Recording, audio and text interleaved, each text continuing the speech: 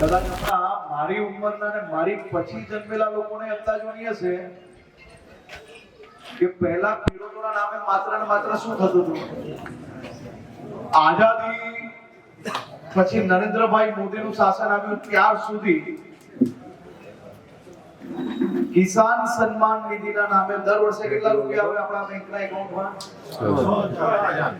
6000 રૂપિયા આવે છે કે નથી આવતા?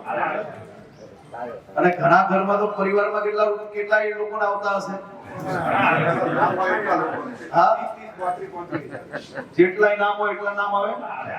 હવે 35 લોકોને જો 6000 રૂપિયા આવે એક પરિવારમાં, જેમ તમે કહ્યું 35 નામ હોય તો 35 આવે, 10 નામ હોય તો 10 આવે. 2,10,000.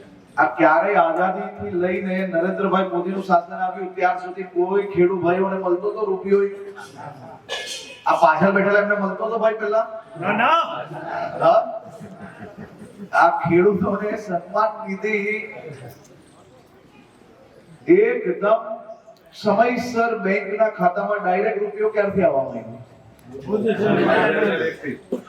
આપણા મોદી સાહેબે જેટલા વાયદા આપ્યા એક પૂરા થયા. પાણી પહોંચ્યું, પાક બી સારો થયો, પાકના ભાવો બી વધ્યા, અને પાક નિષ્ફળ થાય તો ખેડૂતો જોડે નુકસાન ના રૂપિયા માટે મોદી સાહેબ અને સરકારો હંમેશા ઊભી રહી. એવા મોદી સાહેબને આજે હું અહીંયાથી આ કુલદેવી માતા સમોર માતાના મંદિરમાંથી આપ સૌ વતી મોદી સાહેબને ખૂબ ખૂબ આભાર માનું.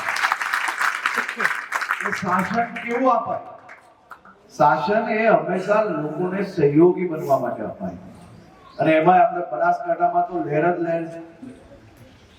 એક બાજુ નહેર છે અને બીજી બાજુ ડેરીની લહેર છે, એટલે આપણે તો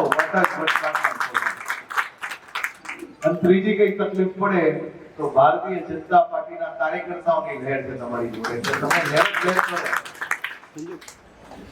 તો આપ સૌ લોકોને માત્ર મળવા, આપના આશીર્વાદ લેવા હતા, અને આપ સૌ વડીલોના આજે આશીર્વાદ મળ્યા, અને આપના માર્ગદર્શનમાં, આપના આશીર્વાદથી રાજ્યના પ્રત્યેક નાગરિકોને વધુમાં વધુ ઝડપથી સામાજિક કોઈ બી વિષય હોય, નાની મોટી તકલીફ હોય તો વધુમાં વધુ મદદ કઈ રીતે પહોંચાડી શકાય તે દિશામાં અમે સૌ લોકો કામગીરી કરી રહ્યા છો. આપ સૌ લોકોનો ફરી એકવાર ખૂબ ખૂબ આભાર.